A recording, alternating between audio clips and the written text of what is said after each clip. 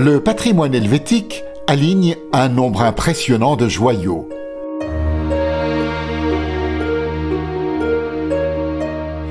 Parmi ceux-là, une somptueuse abbatiale classée monument national depuis 1900.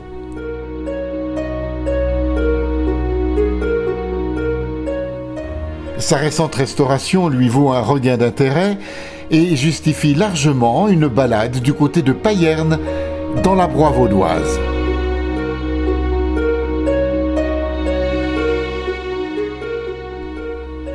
Pour Anne-Gaëlle Villet, directrice et conservatrice, travailler dans ce sanctuaire constitue un vrai privilège.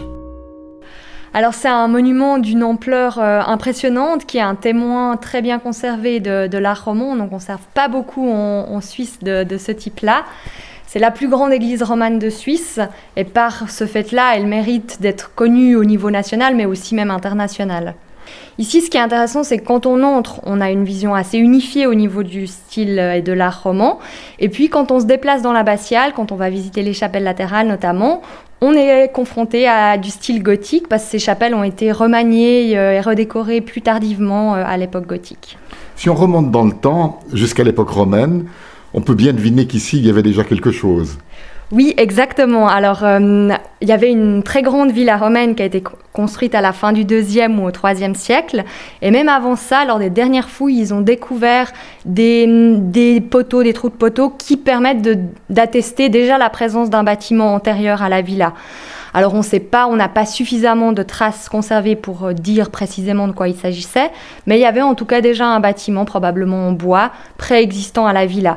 Donc c'est un site qui est occupé depuis très longtemps par sa géographie entre cours d'eau, sur une colline, c'est un endroit stratégique, donc ça explique aussi le fait qu'il ait été occupé depuis la période romaine en tout cas.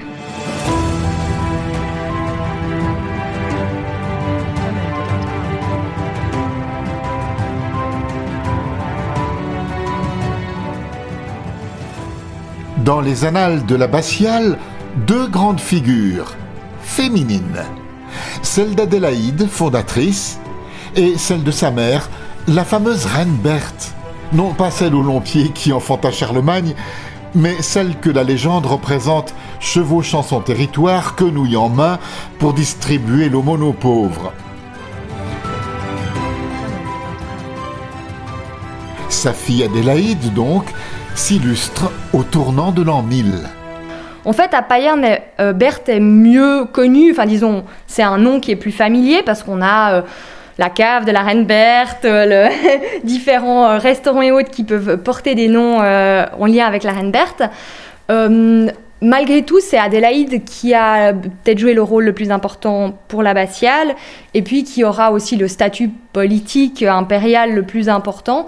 Mais les deux figures restent des figures de femmes puissantes qui ont marqué le site de Payerne dans tous les cas. Mm-hmm. Historiquement, c'est assez difficile de brosser le personnage de Berthe qui est assez mal connu.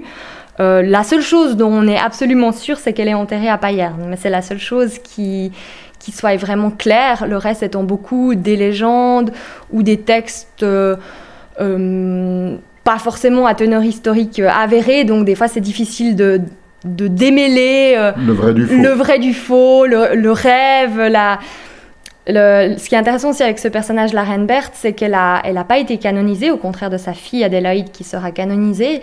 Par contre, la façon dont elle est mise en avant dans l'histoire régionale suisse notamment donne cette impression en fait qu'on la prend et qu'on la représente comme une sainte. D'ailleurs, les représentations du début du XXe siècle, par exemple, vont la présenter, vont la décrire vraiment comme un personnage emblématique, mais aussi dans la façon dont on traite les ossements qu'on pense être les siens, qui ont été retrouvés, donne l'impression qu'on a affaire à des reliques en fait. On a des sources qui nous indiquent qu'en 999, Adélaïde se rend à Payerne sur la tombe de sa mère. En fait, c'est notamment ça qui nous permet d'attester de la présence et l'inhumation de Berthe à Payerne. L'ensemble des personnages de la famille royale sont disséminés au niveau des lieux d'enterrement. qui pourrait s'expliquer par le fait qu'ils ont voulu asseoir leur pouvoir aux différents coins de leur territoire pour bien marquer finalement cette présence aussi physique du pouvoir bourguignon aux différents endroits, parce que c'est évidemment compliqué de gérer et de diriger un territoire très grand, parce que forcément quand on n'est pas sur place, après les sujets potentiellement se prennent des libertés. Donc là je pense que c'était aussi une volonté d'asseoir et d'ancrer dans la tête des gens qui avaient cette autorité impériale, enfin de bourguignonne qui était présente. On a fait des fouilles dans le cadre des dernières restaurations, un peu en 2015-2016. Et du coup, dans ce cadre-là, effectivement, il y a un certain nombre de tombes, de sarcophages qui ont pu être étudiés, et les archéologues ont leur petite idée de l'emplacement présumé où devait être initialement enterrée la reine Berthe. Et par contre, on n'a pas, à l'heure actuelle, retrouvé les ossements de la reine Berthe. Après, ils pourraient être effectivement, éventuellement identifiés grâce à des techniques, notamment ADN, ou carbone 14 pour la datation. Là, en fait, l'emplacement présumé que les archéologues identifient comme l'emplacement le plus probable par rapport à ces caractéristiques du tombeau est un emplacement qui a été fouillé à plusieurs reprises et qui, du coup, ne comprenait plus les ossements d'origine. Donc, c'est pas parce qu'on a retrouvé cet emplacement qu'on a forcément retrouver les os de Berthe. Il y a d'autres hypothèses qu'on a de déplacement d'ossements aussi par après, justement dans cette perspective de peut-être créer une sorte de culte, de procession auprès des os de Berthe. Donc c'est pas à exclure que déjà, même avant les fouilles du XXe siècle, ces ossements aient été déplacés, même peut-être à plusieurs reprises.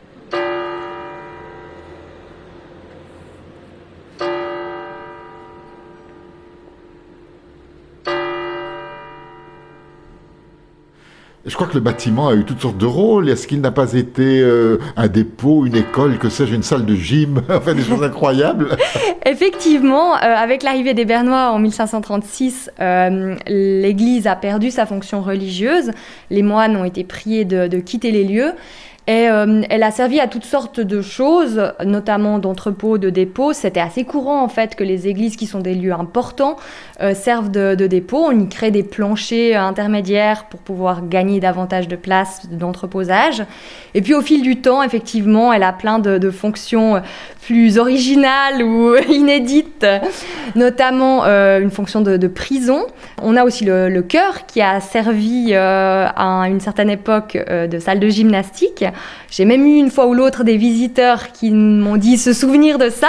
Alors, des visiteurs d'un certain âge, mais du coup, quand même une histoire qui est encore présente dans les esprits. Donc, des fonctions très variées. Autrement, son affectation principale actuellement, c'est vraiment pour son aspect muséal, historique. Et là, on essaie de montrer en fait tous les aspects de l'édifice, de tout ce qu'on peut en apprendre, que ce soit au niveau de l'architecture, que ce soit aussi au niveau de la vie quotidienne des moines. Et on développe justement des activités. Là, on a cette enquête autour du tombeau de la reine Berthe qui peuvent être faites un peu par tous les âges, mais qu'on a pensé aussi pour attirer les enfants notamment.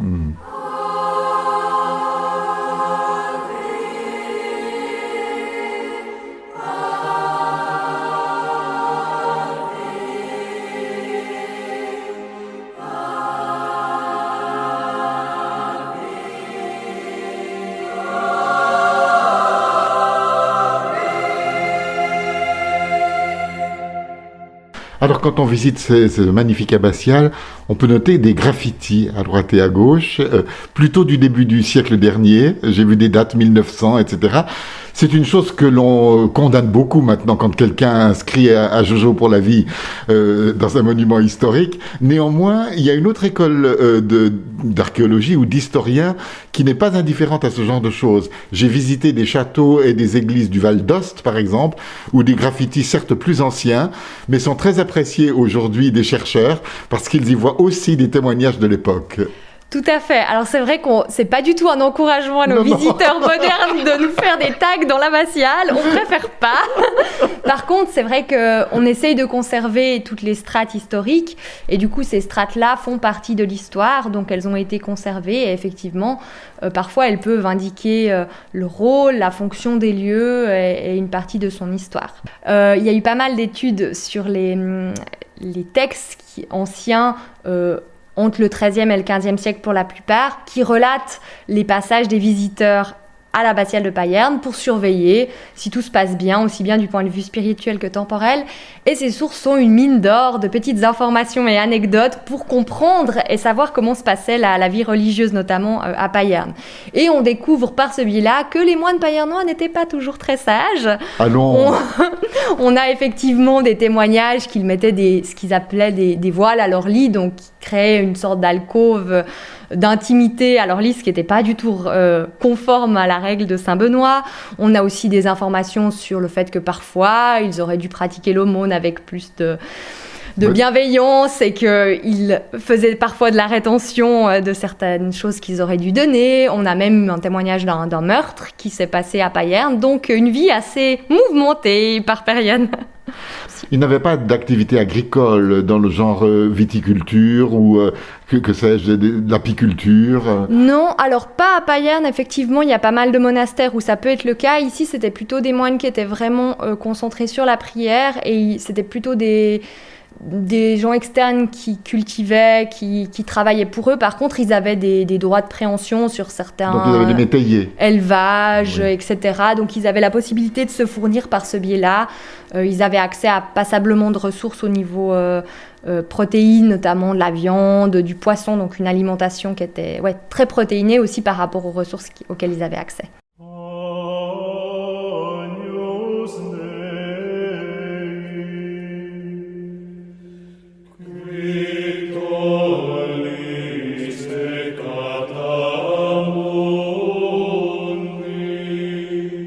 Je crois que l'émotion est toujours là parce que le bâtiment est toujours différent en fait. Chaque jour en arrivant, j'arrive généralement toujours depuis l'est du bâtiment, donc face à ce chevet avec ces chapelles rayonnantes. Et chaque jour, la météo étant différente, on a chaque fois une impression différente sur le monument. Et du coup, c'est toujours un plaisir en fait de la voir, de la découvrir, de la redécouvrir. Un rayon de soleil peut souligner un élément de l'architecture auquel on fait moins attention à un autre moment. Donc c'est vraiment comme vous disiez, un privilège de travailler dans un bâtiment et sur un site pareil et de pouvoir regarder par la fenêtre de son bureau et de voir un édifice comme ça, c'est vraiment incroyable.